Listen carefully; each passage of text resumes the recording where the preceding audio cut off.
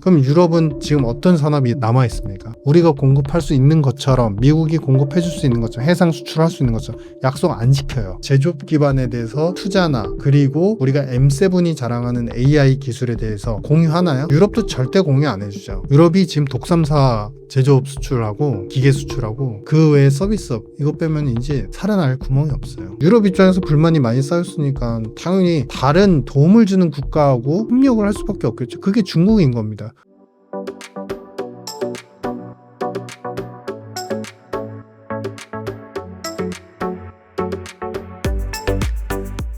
최근 보면 유럽이 미국과 멀어지고 중국과 가까워지는 흐름을 보이는데요. 트럼프가 양측을 동시에 고립시키려는 전략일 수 있을까요? 생각보다 트럼프는 되게 단순합니다. 단순 계산법.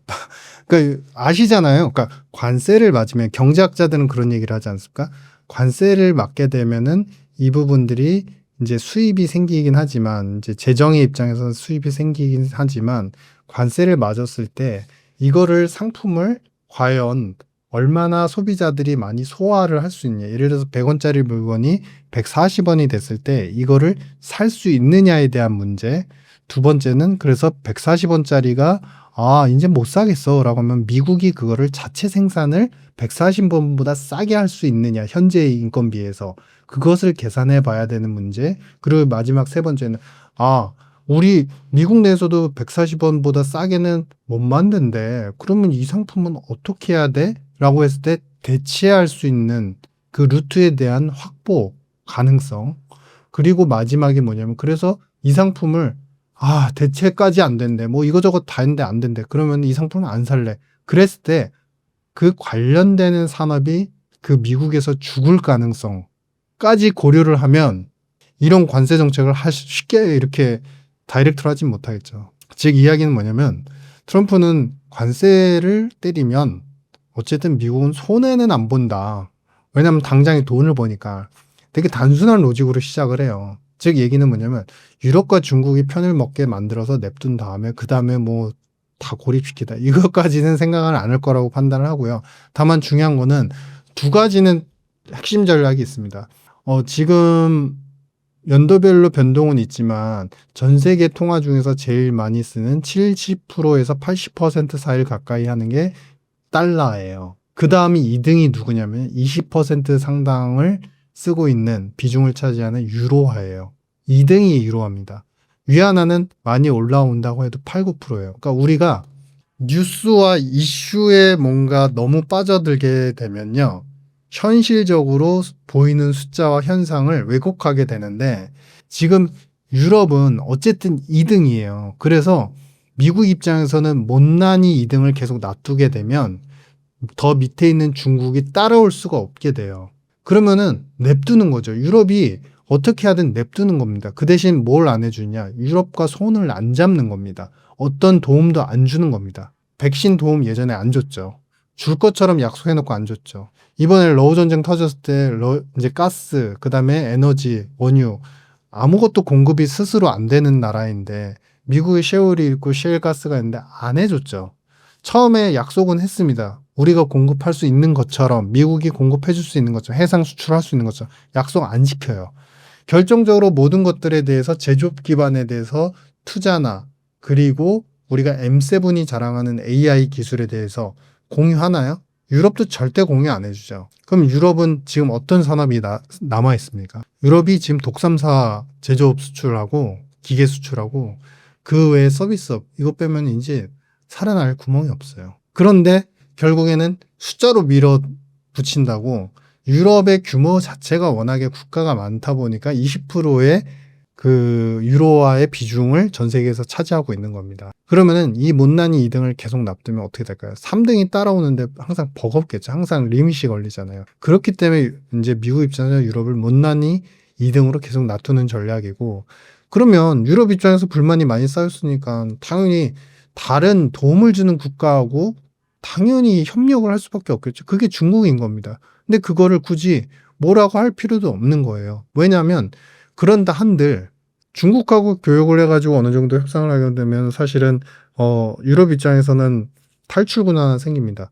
독삼사, 자동차, 그다음에 기계를 수출할 수 있는 파이는 열리죠. 근데 중국이 자기네 BYD 내수차를 갖다가 내수해서 그렇게 팔려고 노력을 하고 다른 나라를 잠식하려고 하고 있는데 그걸 쉽게 더 많은 차종과 더 많은 관세 프리하게 유럽 차들을 다 받아줄까요? 그렇지 않죠. 그러니까 실제로 유럽이 중국하고 손을 잡으면 굉장히 많은 것들이 열릴 수 있을 것 같지만 수입하는 유럽, 중국이 생산하는 많은 이제 금속 가공품이나 원자재를 수입하는 측면에서는 좋지만 파는 측면에서 생각하면 유럽이 중국한테 그렇게 팔 물건이 또 없어요. 그러니까 별로 베너핏을 보지도 않으면서 저렇게까지 손을 잡는 모습에 대해서 그냥 놔두는 거죠. 놔두는 모습들이 어떻게 보면은 못난이 2등, 3등을 계속 그냥 내버려 두고 치고 올라오는 3등은 계속 죽이기 전략. 그렇게 되면 사실은 2등은 영원한 2등이 되고 못난이 2등이 되고 3등은 조금이라도 클려다. 물론 규모의 차는 월등히 나야지만 클려다가 다시 다운그레이드 되는. 그래서 패권을 유지하는 그런 전략이다. 저는 그렇게 보여집니다. 유럽은 미국과 맞설 만큼 전략적 통일성을 갖추고 있는 걸까요? 절대 그럴 가능성은 없습니다. 절대 그럴 가능성이 없습니다. 그러니까 유럽이 뭉칠 때는 우리가 이제 예전에 먼저 유로화를 출시를 하고 이 유럽의 단일 경제를 만들면서 2000년 초반으로 넘어가면은 이제 그런 얘기를 하죠. 서비스업의 강국이고 내수가 굉장히 좋은 나라고 복지가 좋은 나라니까 그걸 기반으로 해서 독일의 제조업이나 이제 프랑스의 제조업이 잘 되면서 앞에서 끌고 그다음에 뒤에서 뭔가 서비스업을 부강하게 하면 전 세계 1등의 경제 권역이 되겠다라고 출발했는데 그 출발은 용두사미 출발은 너무나 좋았으나 사실은 알고 보니까 뱀꼬리 정도에 불과했다. 왜냐면요. 앞에서 이제 답이 다 나온 거예요. 앞에서 끌고 제조업이 끌고 뒤에서 서비스업. 이게 핵심인 겁니다. 경제 구조가 제조업 중심으로 경상흑자가 나는 독일이 있고 나머지 국가들은 서비스업 수지에 의해서 연명하는 국가들. 그러다 보니까 이 국가들의 핵심은 뭐냐면요.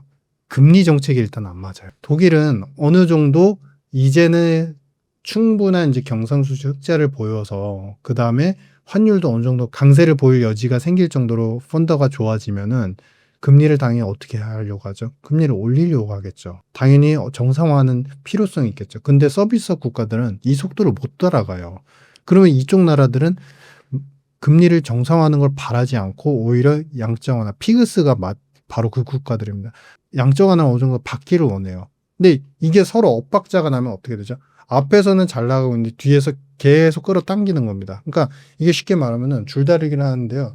줄다리기 하는 인원들이 같이 동일한 힘을 쓰는 게 아니라 한 사람은 힘들다고 앞에서 엄청나게 끌고 있는 사람 뒤에 붙어가지고 엎혀가지고 나 좀 쉬게 해줘. 이런 형국하고 똑같아요. 그런데 이런 경제가 어떻게 통일성을 가져가겠습니까? 재정에서도 마찬가지예요. 재정 지출을 한쪽에서는 건전하게 재정 지출을 하고 있는데 한쪽에서는 계속 적자 재정이 나요. 왜냐하면 경기 사이클 자체가 한쪽은 제조업으로 먼저 좋아지고 한쪽은 계속 다운그레이드를 치고 있으니까 더 돈을 쓰겠죠.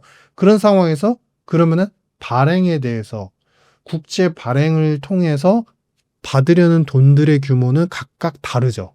다르니까 여기에서 불일치가 나타나다 보니까 통화정책뿐만 아니라 재정에 대해서 준칙을 지켜라. 아니다. 지금은 못 지킨다. 이런 것들이 계속 엇박자가 나는 겁니다. 그러니까 유럽에 대해서 누가 투자를 합니까? 외국인들이 그러니까 유로화를 안 사고 유럽 채권에 대해서 우리가 이제 유럽 본드는 다른 개념이고 유럽 채권이라고 얘기를 해야 되는데 유럽 채권에 대해서 특히 독일채는 그래도 어느 정도 경기가 좋을 때는 사야 된다. 뭐 이런 표현들도 하지만 사실은 다른 나라들의 채권은 자체적인 채권 발행 시의 수요가 자기네 나라 안에서 빼고는 있지 않아요. 그렇기 때문에 결국에는 이 나라들은 한마디로 체급이 너무나 차이가 나는 선수들을 갖다가 한데 묶어놓고 같이 싸우라 하니까 오히려 서로가 서로한테 부담을 주고 있다. 이런 형국입니다.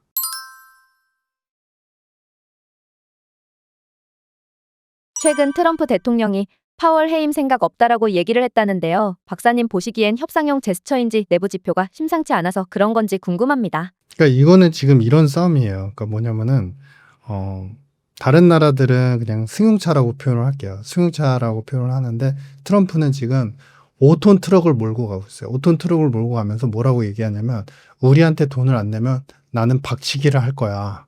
그냥 박을 거야. 그러고 중앙선을 침범한 상태로 계속 박을 거야.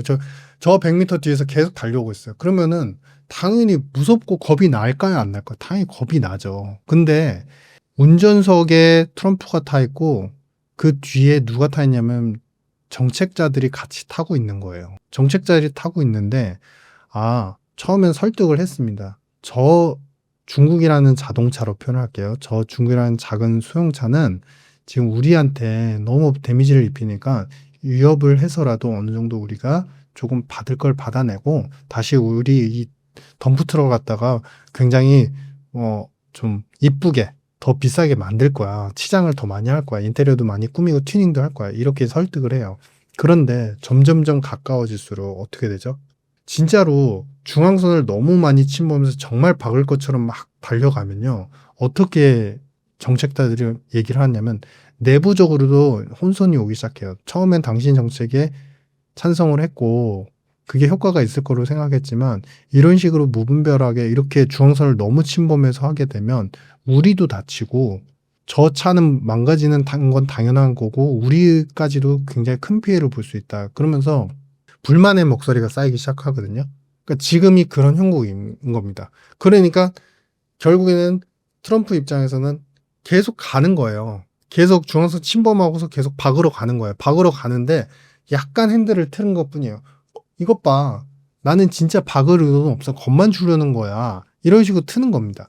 즉, 이 이야기는 뭐냐면 트럼프는 사실은 정확히 얘기하면은 내부에서도 이제 이번 상반기에 어쨌든 관세 전쟁에 대해서 마무리를 짓고 그리고 관세 수입을 받다 아니면 투자를 받고 그다음에 그 돈이 실제로 빨리는 들어오지 않을 겁니다. 하지만 그 돈을 기반으로 해서 계획을 세워야 되는데 바로 올 연말까지 뭘 세워야 되냐. 세금 인하와 일자리 창출 정책을 시행을 해야 되고 지금 연방정부의 계류 중에 있는 상업은행들의 비할수를 규제를 완화하는 것을 바로 해내야 됩니다. 그런데 그 부분에서 금리는 굉장히 중요한 요소예요. 근데 중요한 요소인데 파월 의장을 갖다가 계속 해임할 거다. 그렇다 해임할 생각은 없다. 이렇게 표현하잖아요.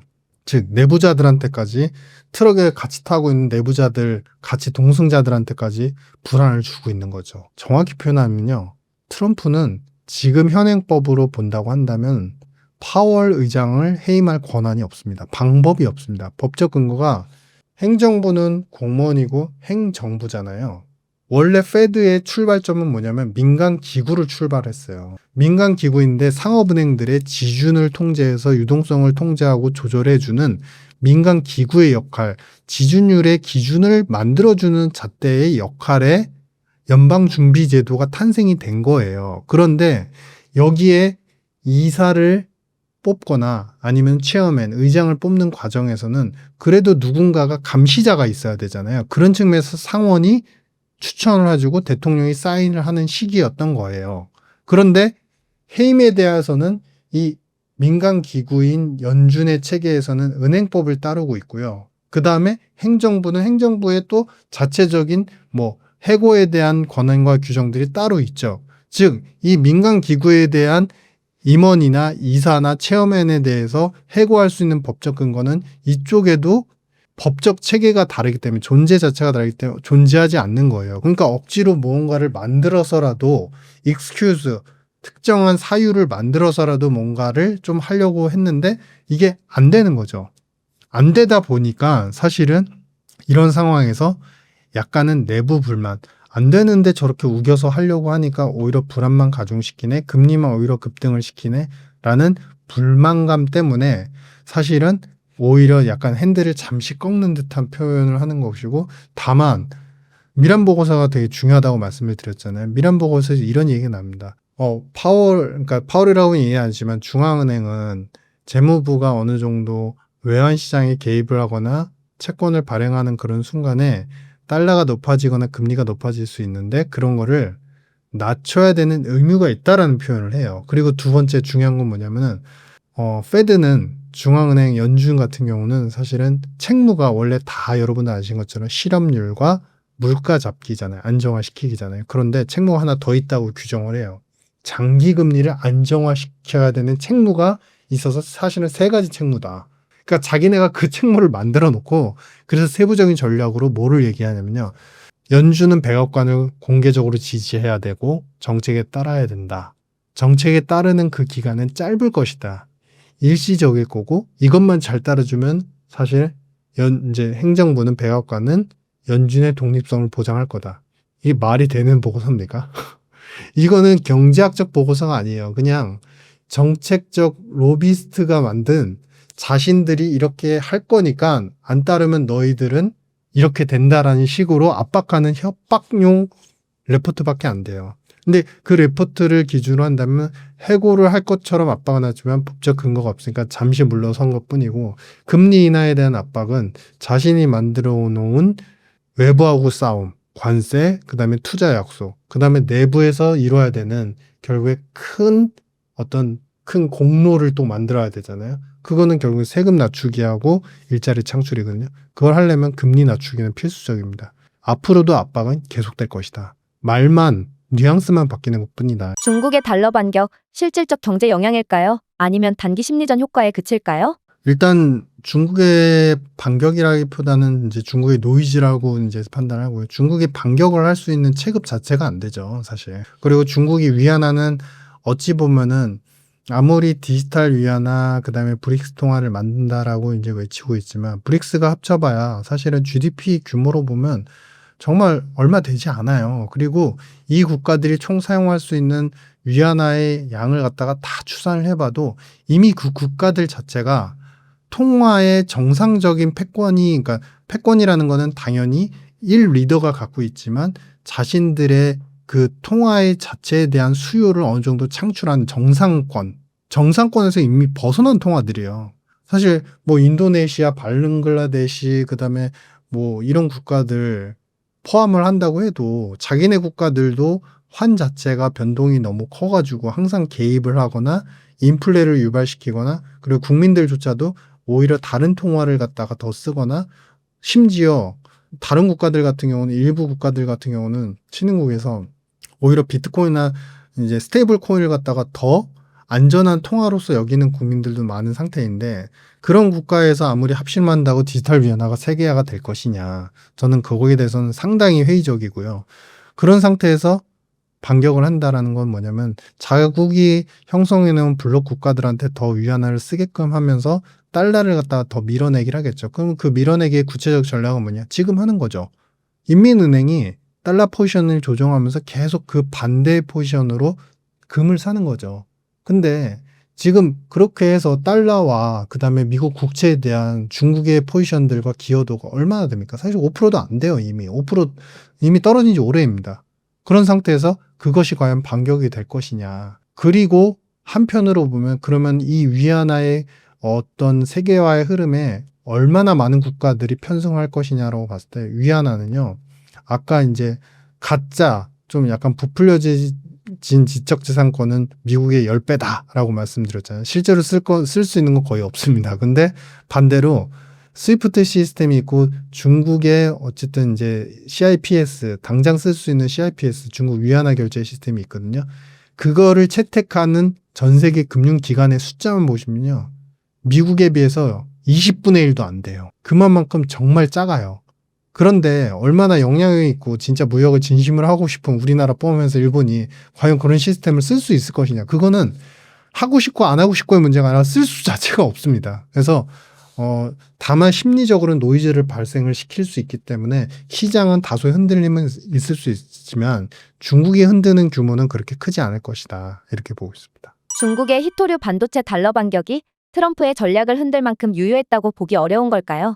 그렇죠. 어차피 이제 앞서 우리가 얘기를 한 것처럼 미국은 자신이 생각한 닉슨의 방식대로 독트린 그리고 제국주의를 형성해 나가고 있잖아요. 그래서 제가 이게 제국주의가 형성이 되면 앞으로의 10년 후, 20년 후의 세상은 정말 달라질 거다라고 표현을 해드렸는데 단적으로 우리나라에서 미국 달러를 쓰는 소비 시장이 굉장히 커질 거라고 생각합니다. 즉 그만큼 이제 굉장히 강력하게 이제 이루어지고 있는데 그 반면에 결국에는 자원에 대한 부족 문제를 해결하기 위해서 자원 국가들을 계속 포섭을 하고 있는 거잖아요. 캐나다를 버리지 못한 이유가 캐나다 자원이 어마어마해요. 그리고 자원은 운송이랑 연결이 되기 때문에 파나마 운하를 그래서 사들이는 거고 그린랜드에 대해서 계속 계속 탐을 내는 이유도 바로 그런 이유죠. 대체할 수 있는 국가들의 리스트를 자꾸 찾는 거죠. 그러니까 이런 국가들이 완벽하게 1, 2년 안에 완벽하게 대체가 되지 않고 당연히 탐사 채굴의 작업이 필요하고 대체하는 이제 프로세스 가공의 기간이 필요하기 때문에 시간은 걸릴 겁니다. 근데 거의 리스트에 이제 뒤에서 상세히 말씀드리겠지만 그 국가의 리스트를 옥스퍼드 이코노믹스 그러니까 객관적으로 분석을 해봤어요. 근데 거기에 일본 들어가고요.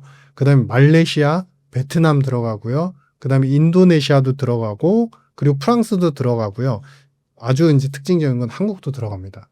그래서 우리가 그런 국가에 지금 이미 미국이 필요로 하는 국가의 리스트에 들어가 있다. 이게 상징적인 의미가 있다. 이렇게 보여집니다. 조선 반도체 시공 등 주요 분야에서 중요한 역할을 하는 한국, 단순한 동맹이 아닌 판을 바꾸는 핵심 파트너일 수 있을까요? 네, 맞습니다. 이건 이제 뒤에 3부에서 이제 상세히 말씀을 드리겠지만 어느 정도 충분하게 지금 기술과 그다음에 인력 그리고 그러니까 인력은 이제 노동력이죠. 노동력 그다음에 공장 이 세 조건을 다 갖추고 있는 상태이고 핵심적인 것만 보더라도 그러면은 우리가 미국을 이길 수 있는 건 별로 없잖아요. 이길 수 있는 건 딱 하나 있습니다. 바로 인력 노동자들의 성숙도입니다. 물론 귀족 노동자 조합이라는 그런 이슈들 때문에 우리도 노동 시장이 이제 퇴보하고 있다 뭐 이런 평가도 있지만요. 그럼에도 불구하고 전 세계의 노동기구 센터에서 학력과 노동자의 숙련도 그다음에 일하는 이제 떠나지 않고 일을 계속하는 이제 충실도 이런 여러 가지 요소들을 다 넣고서 지수화했을 때요. 말레이시아도 꾸준히 올라가는 나라 중에 하나고요. 한국도 계속 올라가는 나라 중에 하나입니다. 반대로 미국은 계속 떨어집니다. 특징적인 게 학력을 넣는다고 했잖아요. 미국은 미국인들은 거의 미국 대학을 나오잖아요. 미국 대학들은 사실 다 하이 랭킹에 들어가 있거든요. 랭크가 그렇게 좋은 인력의 학력 수준을 자랑함에도 불구하고 성숙도나 충실도나 이런 여러 가지 진짜 정성적인 요소가 미국의 노동자들은 굉장히 떨어져요. 게으르고 굉장히 자신들이 추구하는 부자 만들기는 정부가 돈을 주거나 금융으로서 취득할 수 있다는 약간 약은 꽤 이미 빠져 있는 상태죠. 그래서 미국 노동자들은 우리나라랑 비교하기는 상당히 힘들 정도로 질적 저하가 많이 이루어지고 그런 부분에서 우리가 상당히 좀 메리트가 있는 지금 국면으로 가고 있다 이렇게 보여집니다.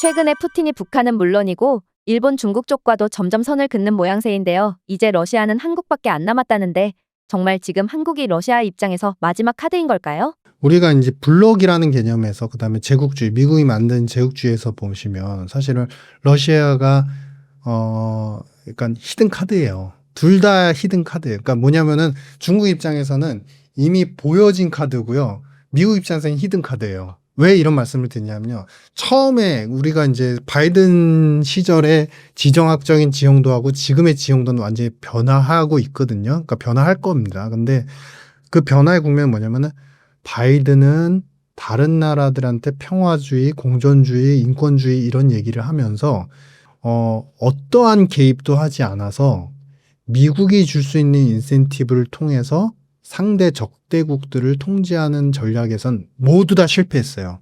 모두 다 실패하는 동안 그 공백이 생긴 동안 무엇이 됐죠?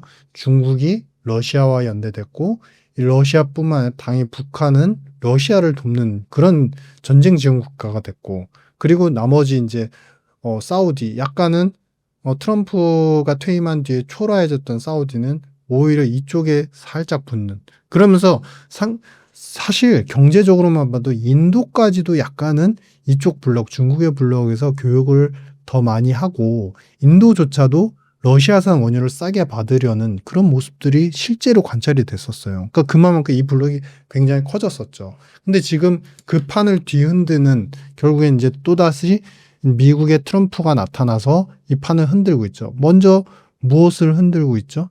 북한한테 아주 공격적인 메시지는 지금 전달하고 있지 않지만 결국에는 트럼프가 다시 이제 재임을 하게 되면서 선출이 되면서 김정은은 북핵 제재를 풀 수 있는 방안을 또 생각할 수밖에 없어요. 왜냐하면 바이든 때는 민주당은 인권주의가 먼저 들어가기 때문에 인권주의 입장에서 보면은 민주당에 누가 오든 간에 이 제재에 대해서 완화하는 거는 풀 수가 없는 과제인 거예요. 근데 트럼프는 그거는 인권에 대한 문제는 거론하지 않아요. 그렇기 때문에 일단 딜만 잘 되면 제재를 완화할 수 있고 경제적으로 만들 수 있다. 그러니까 북한의 입장에서 어떻게 하죠? 지금 눈치만 보고 있는 거죠. 그러면 이 블록에서 열심히 싸워주고 열심히 했지만 그거는 이제 종료를 할 수밖에 없는 거죠. 두 번째는 바로 뭐냐면 사우디의 흐름이에요. 러시아 우크라이나 종전이나 그다음에 이스라엘 그다음에 이제 이란 하마스 뭐 여러 가지 분쟁 리스크 속에서 이 휴전에 대한 합의를 갖다가 여는 회의를 어디서 하죠? 자꾸 사우디에서 개최를 하잖아요. 그러니까 이게 뭐냐면은 이 사우디가 사실은 종주국이고 힘이 광대하다. 이런 이제 힘을 얹어주는 역할을 하고 있는 거죠. 그런 역할들을 계속 메시지를 전달해 주는 거예요. 그러면 사우디 입장에서는 사실은 마음이 상당히 토라졌었죠. 뭐냐면은 그 전에 안보를 약속을 해주고 어느 정도 종주국으로서 아브라함 협정을 맺으면서 미국의 대리인 역할에 어떤 큰 주축으로서 사우디하고 UAE하고 그다음에 이스라엘을 갖다가 트럼프는 심어주고 나갔기 때문에 그 전까지는 흔들림이 없었거든요. 그런데 안보나 국방, 그다음에 종주국으로서의 여러 가지 경제적 이득에 대한 약속들이 바이든 때 다 깨졌어요. 하나도 안 이루어졌어요. 그러니까 그거를 갖다가 지금 트럼프는 다시 조금씩 심어주려고 하죠. 그러면 사우디 입장에서는 어떡하죠? 그동안에 물론 판은 많이 달라졌지만 다시 제일 중요한 전 세계에서 우리 국가들이 걱정해야 될 문제는 뭐죠? 안보예요, 안보. 이제는 먹고 사는 문제를 떠나가지고 안보, 영토 지키기 여기로 지금 가는 형국인 겁니다. 그러면 당연히 미국에 편승할 수밖에 없겠죠. 그래서 약간 흔들리고 있어요. 자, 이제 거의 마지막 남은 러시아가 있는 거죠. 러시아가 왜 히든카드라고 얘기하냐면요. 결국에 중국 입장에서도 러시아는 첫 편이에요. 큰 국가들, 기술을 갖고 있는 국가 중에 첫 편이에요. 특히나 러시아는요. 아직 물론 이제 그 규모나 이런 것들이 열등하게 미국보다는 떨어지지만 우주 개발, 우주 발사 미사일체에 있어서는 예전 미소 냉전 시대를 생각해보면 기술력은 아직도 살아 있어요. 사실은 그 능력을 중국이 완전히 흡수하게 되거나 협동만 하게 되면요. 우주 미사일 발사 체제까지도 완성하게 돼요, 중국이. 그러면 중국 입장에서는 러시아를 뺏기면 절대 안 되죠. 그런데 한편으로는 지금 이미 신호가 왔어요. 트럼프가 당선되고 나서 러시아의 은행들에 대해서 금융 제재를 해서 러시아산 원유를 다른 서구 국가들, 서방 국가들, 스위프트 시스템에 접근한 국가들한테 못 팔게 했는데 그거를 임시적으로 완화한다, 제재를 완화한다라고 7개 은행을 발표했거든요.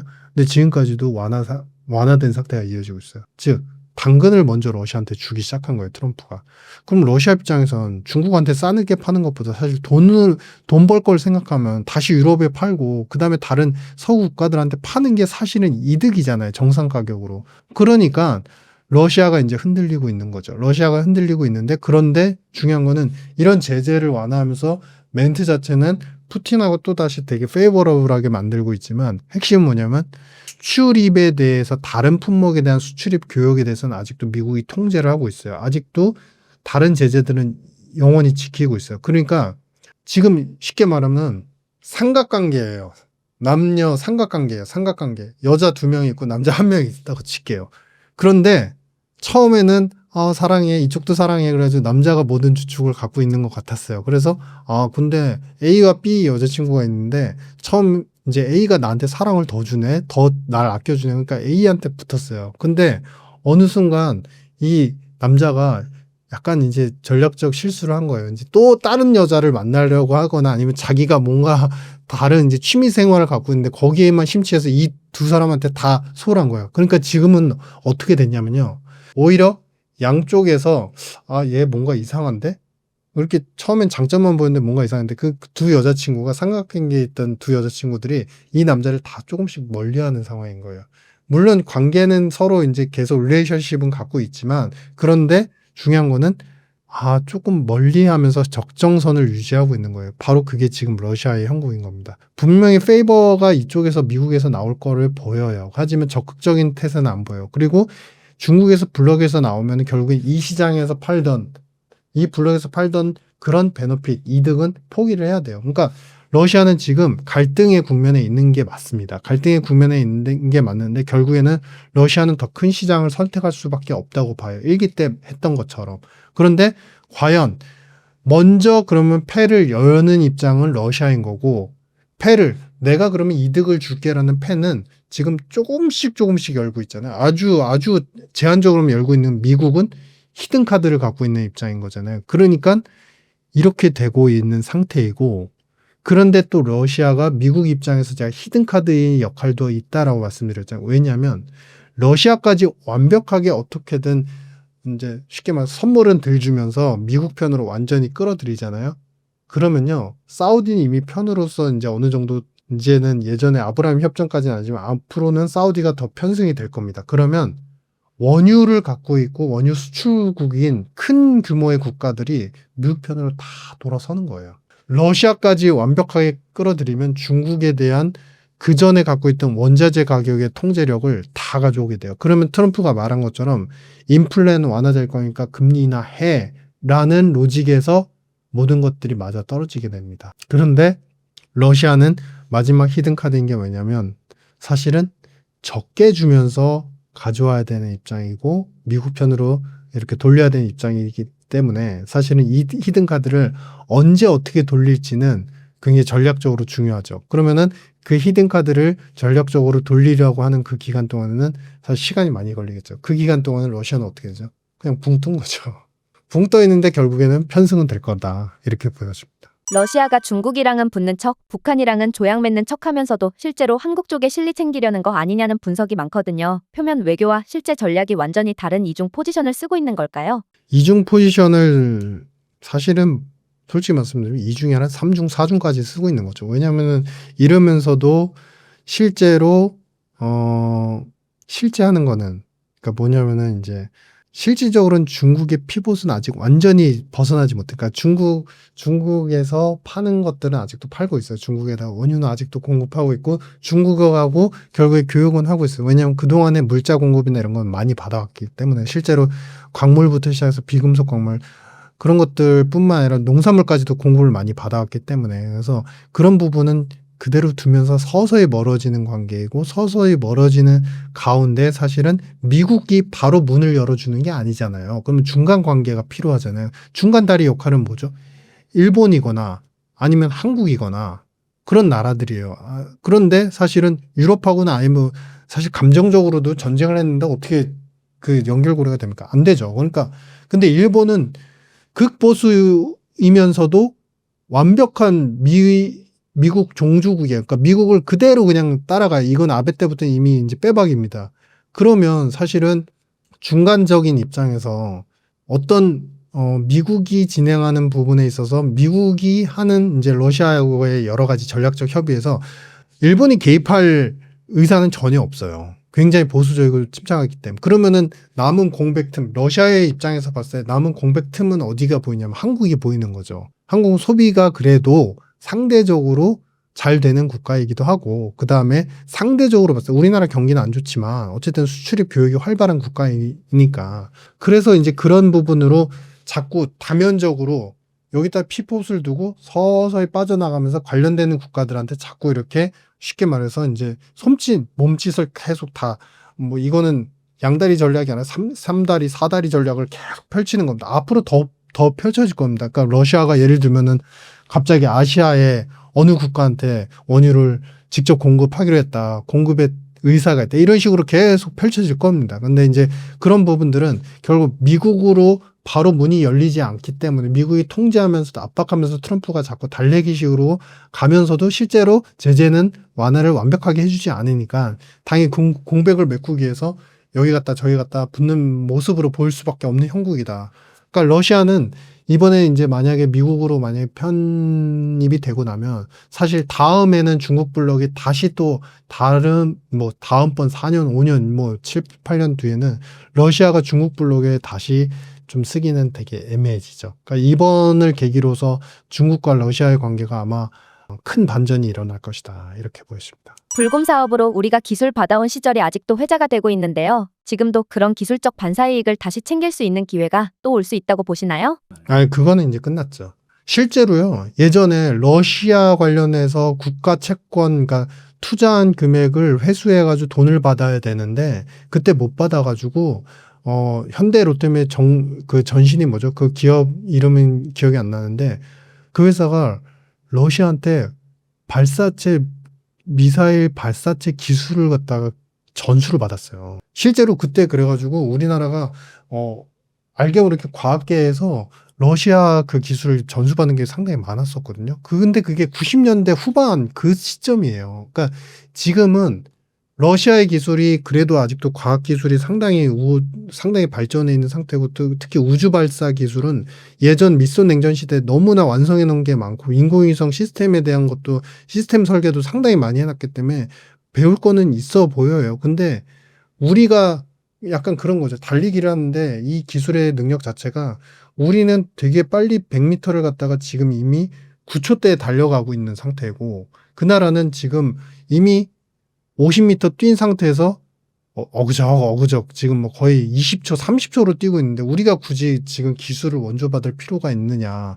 알고 보면 뚜껑을 열고 보면 우리가 더 우위에 있는 기술이 있을 수도 있는데 그래서 그런 입장에서 본다면 이미 이제 급진적인 발전을 보였다가 이미 상당 수준 이제 횡보하고 있는 상태의 국가의 기술을 혜택을 보기는 지금은 우리한테는 우리 기술도 많이 발전했기 때문에 적절치 않아 보인다.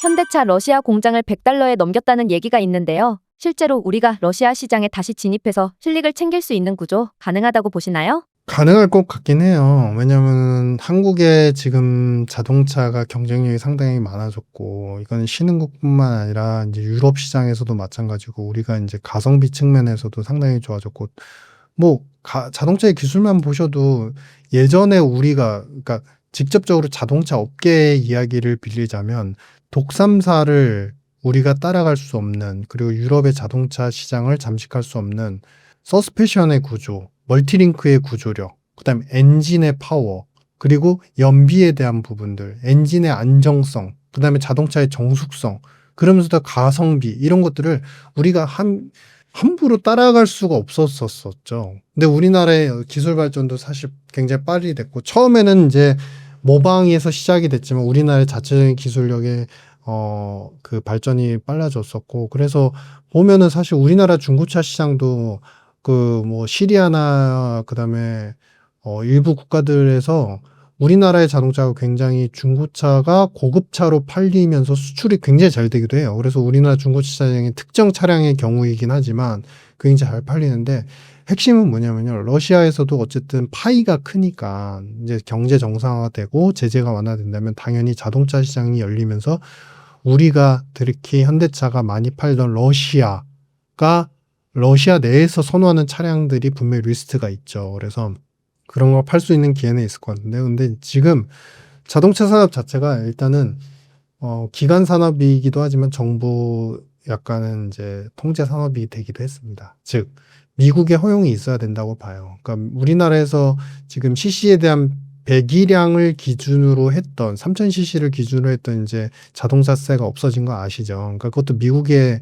그 입장이 반영이 된 거고요. 그러니까 미국산은 사실 3000cc가 다 넘잖아요. 근데 자동차세 너무 많이 낸다 그러면 누가 사가겠습니까? 그러니까 GM 포드 이렇게 계속적으로 이제 그런 정책적인 드라이브는 결국 미국의 힘으로 정부적인 힘으로 외교적인 힘으로 가는 것이고 다시 들어가긴 해야 되죠. 근데 매출을 계속 일으키고 성장을 일으킨다는 우리나라 현대차의 입장에서 보면 들어가는 건 맞다고 봐요. 물론 이제 저는 거시적인 관점에서의 어떻게 보면은 그런 이제 분석일 뿐이긴 하지만 들어가는 건 맞다고 보는데 사실은 이거는 기업의 오너 입장에서도 전략적 판단이 필요할 거라고 봐요. 왜냐하면 이미 들어갔다가 돈도 못 받고 수천억 이상에 들여서 들인 공장을 러시아한테 자산 반납을 다 해버리고 거의 공짜에 반납을 하고 나왔는데 다시 들어갈 땐 또 비싸게 사서 들어갔을 때 그러면 러시아의 정체성이 결국에 미국하고 편승이 돼서 계속 자율적인 시장으로 변모되는 그 기간이 얼마나 될 것이냐 그 추정을 해야 되는데 러시아는 하도 이 변덕이 많기 때문에 물론 앞으로 러시아가 이제 미국으로 편입이 되고 트럼프하고 우호적인 관계를 보이면은 최소 뭐 6, 7년, 8년까지도 저는 안전하다고 보긴 하거든요. 그러면 그동안에 8년 동안에 앞으로 벌어들일 매출을 계산한다면 들어가는 게 맞을 수도 있습니다. 하지만 또 더 장기로 봤을 때는 또 러시아가 언제 또 이미 중국과의 관계가 멀어졌음에도 불구하고 그쪽으로 또 삐집고 들어갈지 몰라요. 왜냐하면은 러시아가 완성하고 싶은 특히 우크라이나뿐만 아니라 영토에 대한 그 완성의 욕구가 너무 크기 때문에 언제 변덕을 부릴지 몰라요. 그래서 그런 부분을 생각하면 좀 리스크는 있긴 하다. 뭐 이렇게 생각을 하고 있습니다. 북극 항로 얘기 중에서 동해가 새로운 중심이 된다는 얘기까지 나오고 있는데요. 지금 한국이 북극 항로에서 그 정도로 전략적 거점이 된 걸까요? 그러니까 북극 항로로 가는 데 있어서 우리가 이제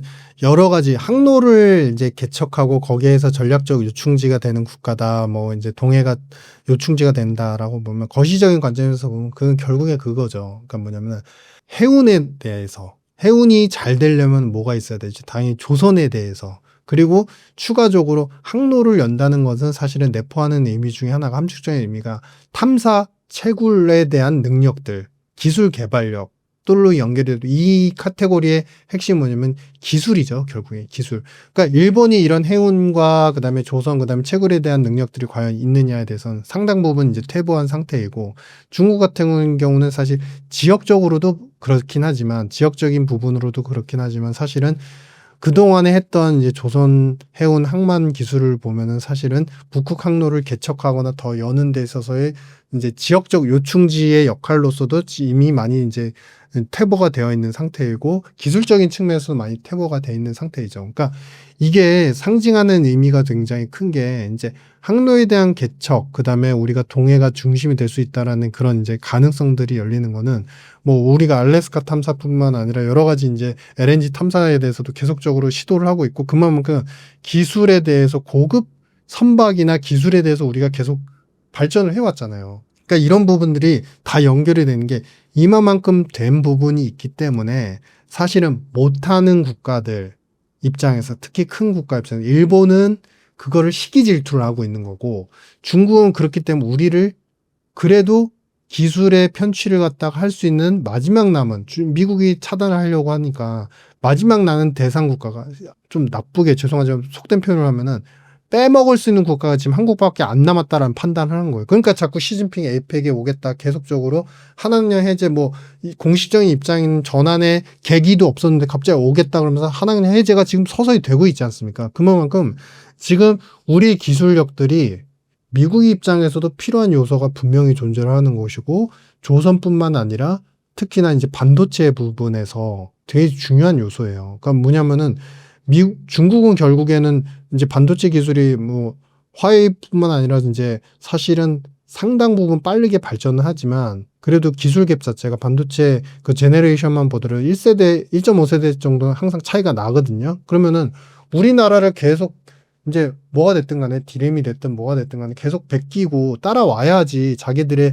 AI 오너십, 그러니까 미국의 반도체 칩을 못 받는 중국에서는 그거를 이제 완성을 시킬 수 있는 거죠. 그러니까 자꾸 우리나라한테 러브콜을 보내는 거고 미국 입장에서도 어쨌든 엔비디아 중심으로 AI 그 오너십 패권을 갖다 완성하려면 한국에 또 디램이 필요하고 한국의 반도체 소재 가공에 대한 능력들이 필요한 거니까 그런 부분에서 양쪽에 러브콜이 보이고 있는 거죠. 그러니까 이런 부분에서 지금 한국이 절대 열의적인 상황이 아니고 이제 뭐 오늘 나온 GDP 보면은 전분기 마이너스고 전년 대비도 사실 마이너스인 거예요. 그러니까 거의 내수 성장은 마이너스만 계속 기록하고 있는 상태이고 지금 이제 전분기에는 내수의 성장 기여도 약간 소폭 플러스가 나왔지만 다시 빠지고 있는 상태고 정부 기여도만 살아 있어요. 그러니까 정부 기여도까지 없으면 지금 우리나라 마이너스 보면 더 컸을 겁니다. 그러니까 그런데 그런 것 때문에 우리나라는 망했다라고 표현을 하지만 저는 오히려 이렇게 기술에 대해서 이렇게 블록화되는 국가들의 입장에서는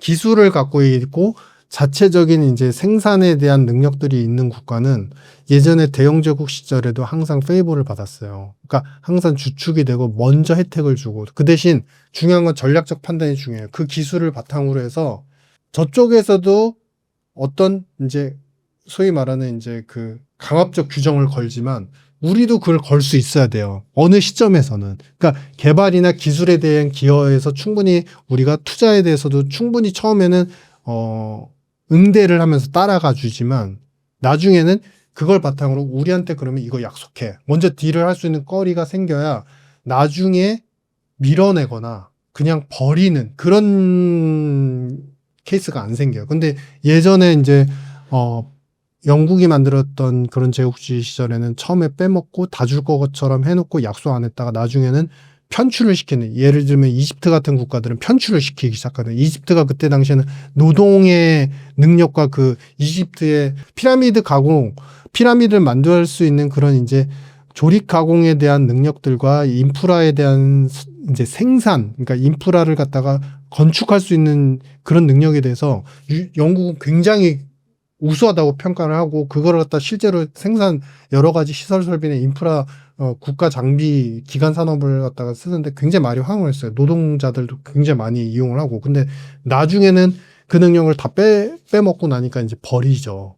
그러면서 이제 파운드 블록에서 빠져라라고 압박을 합니다. 그래서 그런 것들을 안 하기 위해서 우리가 어떤 정책적이고 그 전략적인 판단만 잘하면 오히려 우리나라에 큰 기회가 올 수 있고, 자산 시장이나 투자의 측면에서도 저는 이제 한국은 더 이상 나빠질 건 없다고 봐요. 성장의 기점으로 본다고 하면 내수가 안 좋은 거는 사실이지만, 오히려 전 세계에서 이렇게 G2 전쟁이 굉장히 세지고 있는 상황에서 우리의 기술력들이 양쪽에서 러브콜을 보낼 정도의 어떤 그 파급력이 굉장히 커지고 있기 때문에 우리 기업들이 결국에 매출도 다시 점프업하는 시기는, 물론 시기는 좀 걸릴 수 있지만 1, 2년 안에 올 것이다, 이렇게 판단을 하고 있습니다. 시청자분들께 마지막 한 말씀 부탁드립니다. 지금 모든 것들이 일촉즉발이고 대부분의 개인들, 투자자분들 이런 분들께서 트럼프의 말, 어귀, 뉘앙스 이것만 집중을 하실 겁니다. 그런데 우리가 중심을 잡고 가는 데 있어서 국가안보 전략 보고서, 미란 보고서 이런 것들은 상당히 중요한 거고,